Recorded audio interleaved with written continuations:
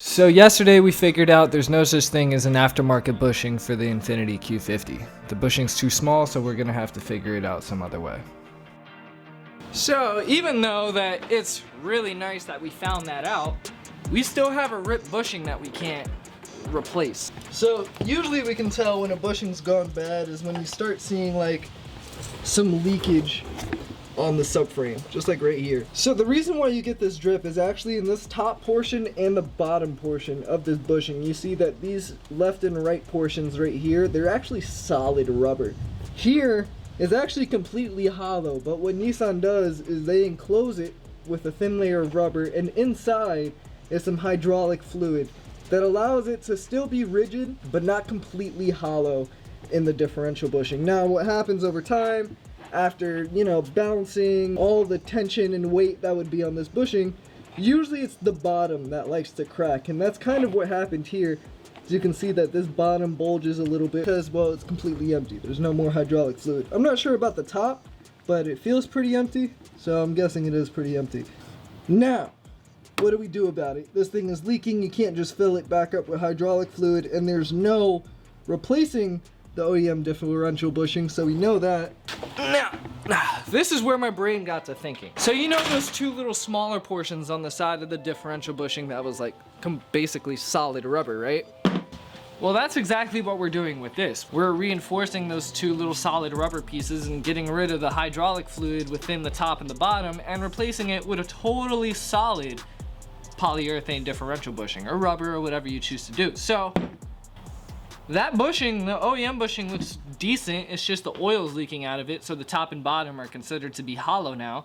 Would it really be a crazy idea to go ahead and just try and fill it up with some like hard rubber? Now I know that sounds a little ghetto fabulous, but hear me out. So if you look up the Z1 Motorsports video to this polyurethane bushing, it actually has a durometer rating, which is the hardness of certain material, of about 90, or like 85. So the hardness of this is a little firmer than what you would get in like a regular OEM bushing, which is usually around like 60 to 70. Now, Z1 makes one of the stiffer polyurethane bushings. There's other companies like GK Tech and stuff. They make decent solid polyurethane bushings, but the hardness of theirs is around 70 to 75. So not as rigid as this, which sure, you get less vibration in the chassis, whatever. We're looking for anything around 60 to 85 when it comes to hardness. And that's where I started doing my research. I tried to figure out what material can I use that's similar to the hardness of this or the rubber that's in the OEM bushing, because honestly, anything would be better than just leaving it as is, because that was gonna be really my only option. I called Z1, I called many different friends in the drift community and the Nissan community, and all of them said the same thing, that there's nothing I could do and I just had to slap it back up, or I would have to get a new subframe, which doesn't make sense. So after doing my research, I come to find out that there are some liquid polyurethane material that they sell that I can use to fill that up. After going through some trial and error, I saw a lot of people using Loctite, which is like a construction rubber adhesive, which I heard that oozes out, doesn't work as well. I heard some people using Flex Paste, which is like that black polyurethane that you see on commercials that they get to close up holes inside of boats and stuff like that. That only has a hardness of about 45 to 50, so it's not as hard as we would like it to be. It's actually on the softer side. It's prone to being a little more brittle and breaks up a little easier. Remember, there's a lot of force and weight on this differential, especially during full throttle. So we have to keep that in mind. It has to be rigid.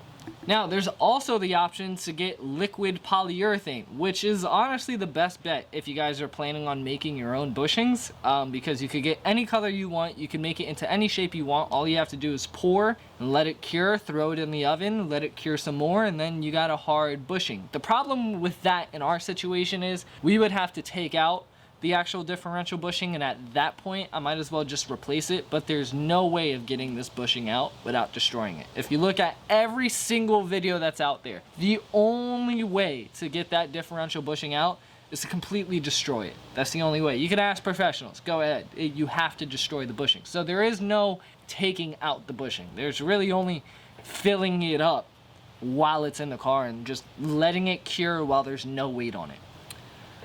So we took a notch down from the polyurethane, being that it was a little more intensive when it came to having to pour it in and actually make the mold. So what was our next bet? Well, after some searching through YouTube comment sections and going on many different forums, I come to find 3M window weld. I know this sounds crazy, but this window weld is an actual liquid urethane material. It's fast drying, it can cure within 24 hours. I don't have to put it in the oven. It molds into whatever the hell I decide to fill it up into. It doesn't run, it doesn't ooze, so I'm not worried about closing it off or trying to conceal it within the bushing.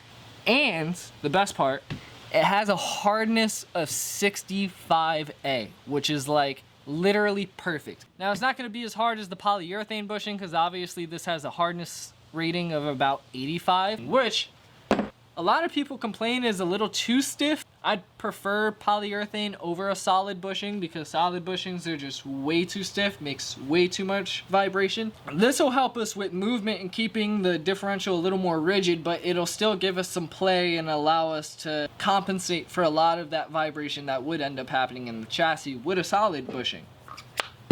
This is the best of both worlds, because now I don't have to go through and I don't have to spend hours trying to destroy and knock out this OEM bushing just to figure out that this bushing wasn't going to fit. And now, instead of being asked out, not having a bushing, or having to weld a solid one, or create a custom one, or whatever the hell under the sun I would have to do, now I could just go ahead and fill up the OEM bushing that I have with a polyurethane that's probably just as hard as the OEM rubber. And now I fixed my rear diff bushing.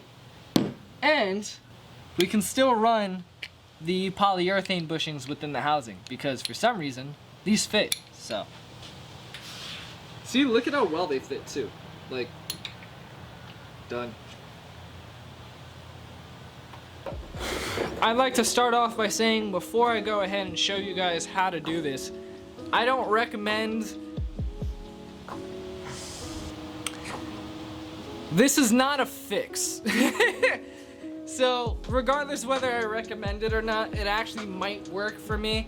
Considering how much power I have in this Q50 as well. Any of you who are just running like a full bolt-on or just an OEM Q with a leaky differential, this actually might work out in your favor. But like I said, it is not a fix.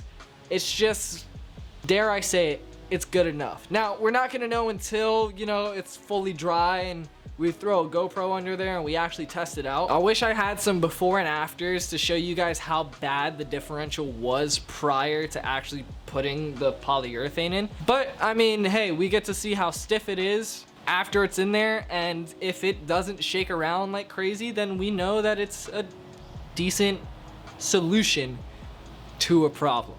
I'm not gonna say it's a fix, but a decent solution to a problem. Now you guys see I don't have a lift no more, so we got the good old creeper out. It's fine, like I said, I started working on driveways. So here's the idea. Here's the little slit right here that's inside of the differential bushing. Say that's an actual cut, but it looks like the rubber has been eaten through enough for the oil to leak out. So what we're gonna do is we're gonna take like a small little razor and just make a small little insert in the bottom and the top of this bushing. And we're gonna take our nozzle from our caulk gun, we're just gonna stick it in there and fill it up as much as we can before it starts to push out a little bit. Once it does, we're gonna leave it because the rubber might expand. I don't want it to ooze out of the differential bushing, obviously. Gonna take the place of the oil that used to be enclosed in here. We're just gonna fill it with the polyurethane and make this a solid rubber bushing, which is pretty cool. I know it's a little ghetto, but I feel like it'll work, and if it does, that's pretty cool, because now even if your differential bushing isn't broken, it's a really cheap way to go ahead and make yourself a solid bushing, which is like awesome because bushings get pretty expensive, and It's really just the uninstallation of that OEM bushing. It is a nightmare. So if this works, I don't have any problem being a guinea pig for you guys, and we could go ahead and put this bushing to the test. Like I said, it's not that expensive. This bottle was about, I think, $32, which I mean is a little more on the expensive side for like polyurethane or something, but I am really, really confident that this is gonna work. So let's get to cutting and filling. That is a hard rubber.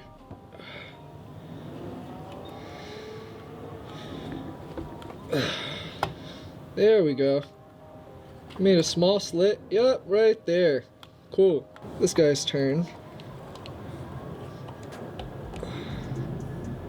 We got some hydraulic fluid on the end of the razor. That's all hydraulic fluid that's leaking out of the bushing.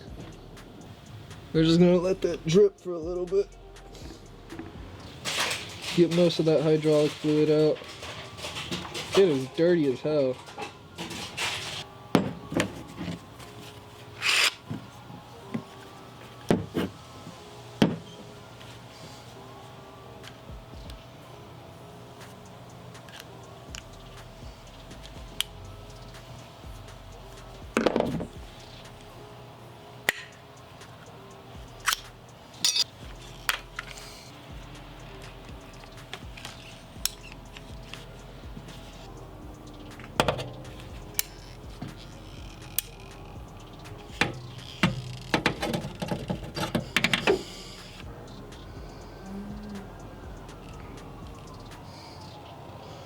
If you press on this, before when it was hollow, it used to be squishy. I could put my finger right through. Now it's at a point to where it actually gives me resistance back, which lets me know it's completely full. And the whole entire time, it was pushing out hydraulic fluid as I was filling it. So it's filling in all the gaps.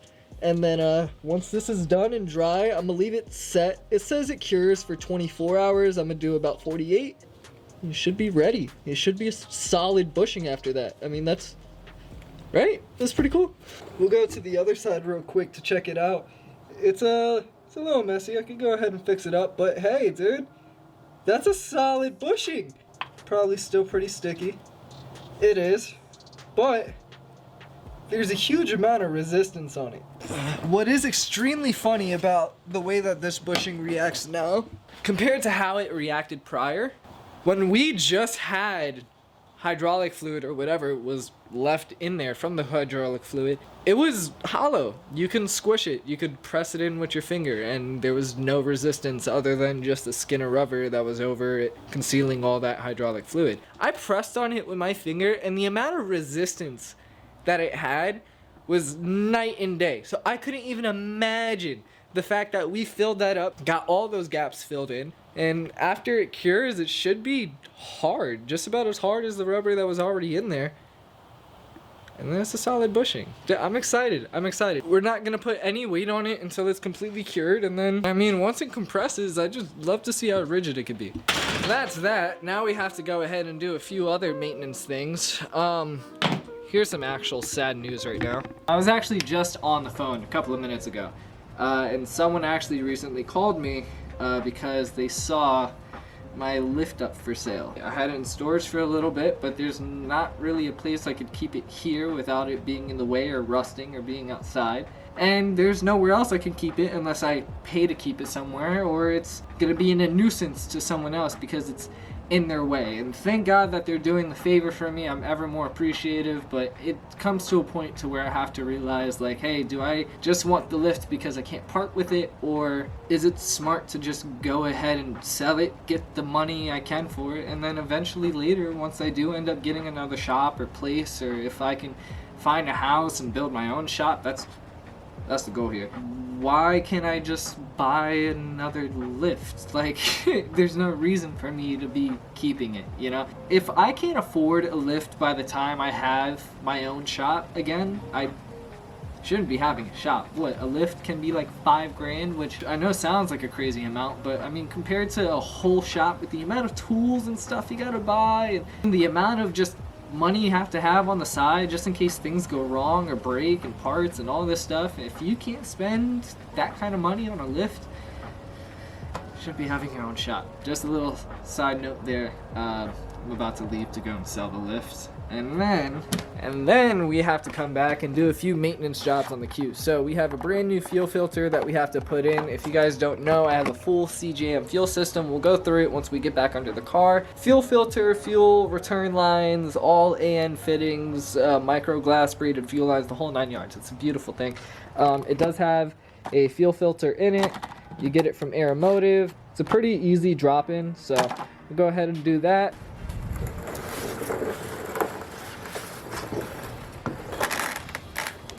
Now, what's cool is CJM has a really nice fuel filter. It runs right under the car. These are all the fuel lines.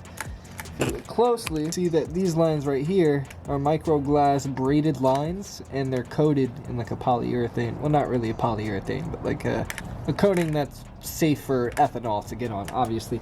And then we have AN fittings.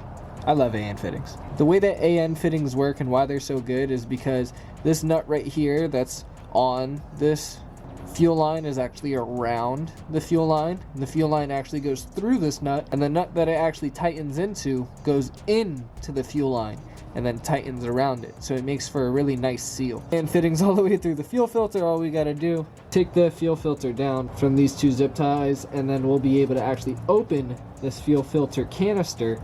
And the fuel filter will be inside, and we'll be able to just take it out and put the new one back in.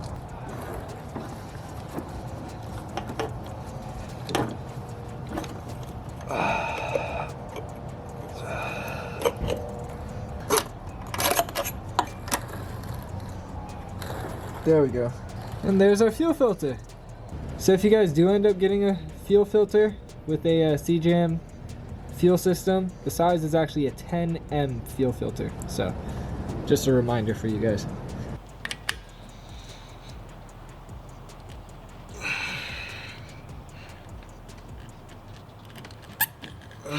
There we go.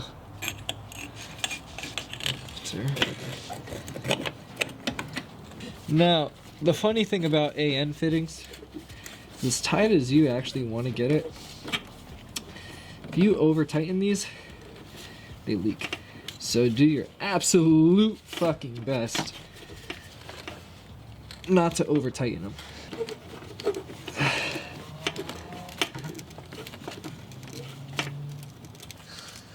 All right, let's get the zip tie in. And fuel filter is done. So I know I haven't put the diff in yet, and these past two videos have really only been about one bushing, but like I said, we're just gonna let it harden. We're gonna just slap the diff in the next video, and hopefully we have no issues. I have to go to Turbo Toys to pick up a new axle because I went and stripped the driver's side axle. So we're gonna have a busy day within our next video. So I appreciate you guys for watching. Thank you guys for whoever's supporting getting this Q50 back up and running, because damn, it's been a trip. But like I said, make sure to like this video, subscribe to the channel if you guys are new. I appreciate you guys for watching. My name is Double R and I'm out. Peace.